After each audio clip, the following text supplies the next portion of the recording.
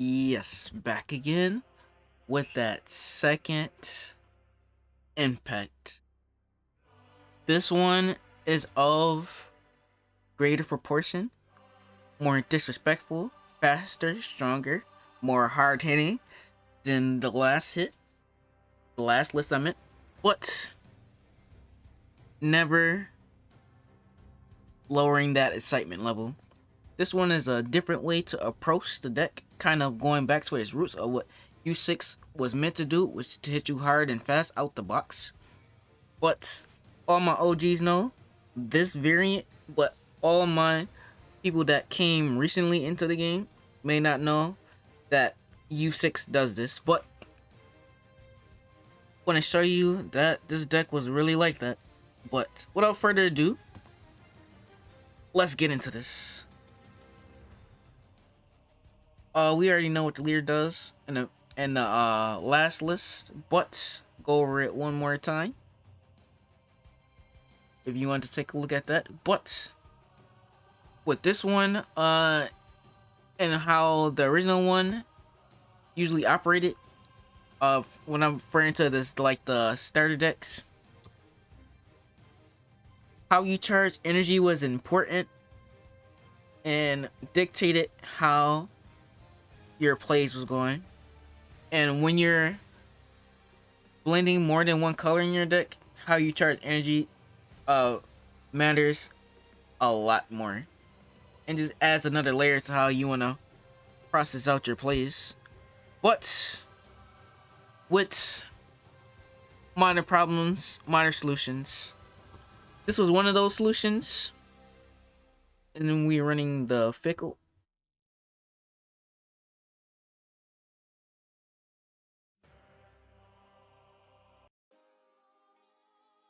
But this was like a way to mitigate needing a yellow or a blue energy, which this kind of did it in spades. And not only that, U6 has its own version of this. That's why I'm only running two, which is the hit,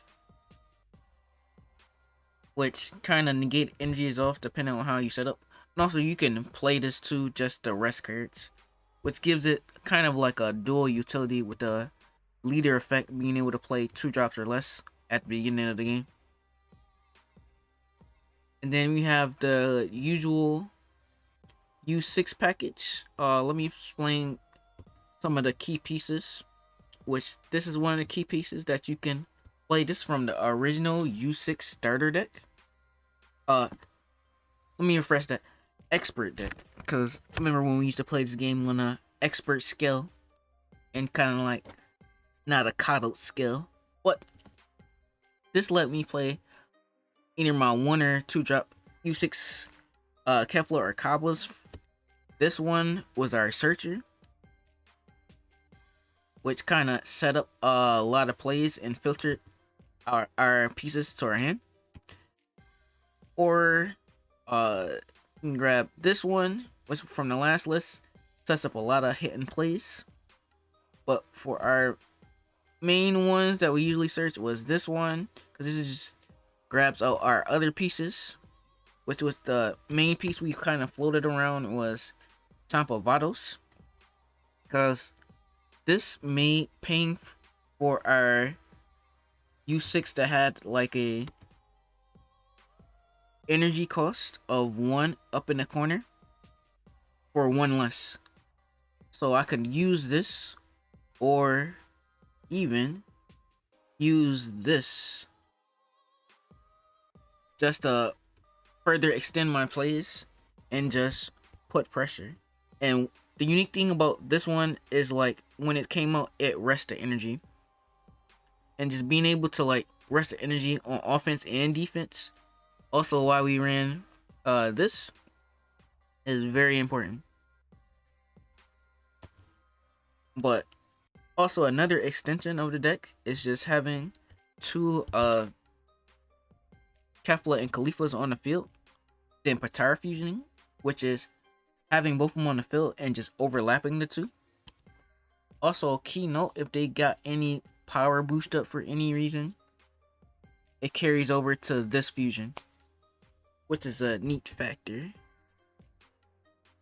But that's for the other Kaba list. You can check that out. I'll probably put the link in the iCard. But this is just generates a lot of pressure for 0 energy, but strongly based on that conditional setup. But that's how the deck was designed. We really can lean into that. The other utilities is Foster Deluge of Power, because we have like a lot of yellow and multicolor that we'll be swinging with. So having an extra 10k to add on top of that will really ensure that damage. Same with Krillin, since we're charging multicolor energy. This is just like an additional pressure piece for offensively or defensively if they're trying to swing into our pieces. Our super combo of choice is Son Goku defense. Furthermore, we got a little bit more defense.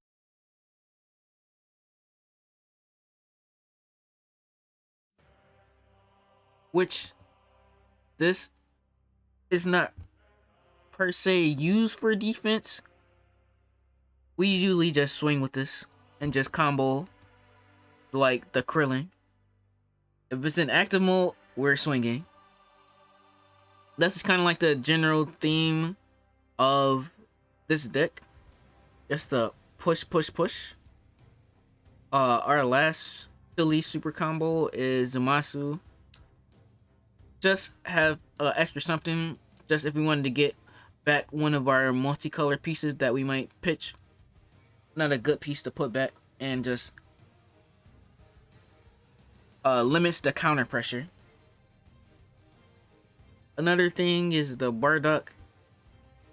To like turn 3, turn 4, you should have the game wrapped up. That's how the deck is designed. Also alone, you don't use this much just in case for the scenario. This is one of the few cards that does what it does, that gets around other protective abilities, which is very unique for blue. They don't have a lot of cards like that. And Planet Vegeta, this is in here to combo with our other field card, which not only does it make it consistent, this kind of does what the leader does, but has an additional effect of an extra draw and being able to potentially tapping your opponent. Usually go into this first and then play Planet Vegeta to trigger off that second auto or that other auto while getting you multiple searches.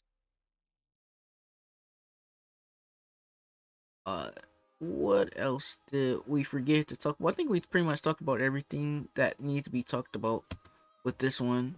Got the Kaba for crits. This is lastly another unique card that we have in here, which is since we're unioning, this comes up a lot. And also for this specific build, and if in case we playing a mill version, this comes up more, where we might actually play this and just union it just to get cards back in our deck. If you playing like a mill deck, like there's hidden gems everywhere. You just gotta find it. We're kind of citing defense in case we need it, or we're waiting for the crackback, as they say, or the return pressure. Then we got the Bardock. Really decent, really good, and just stunning their progression for the good back and forth. Gohan, we talked about, like I said before. we need just like to possibly close out the game, depending if it goes like an extra turn, and just tap them out and shut them out. Which kind is just the usual.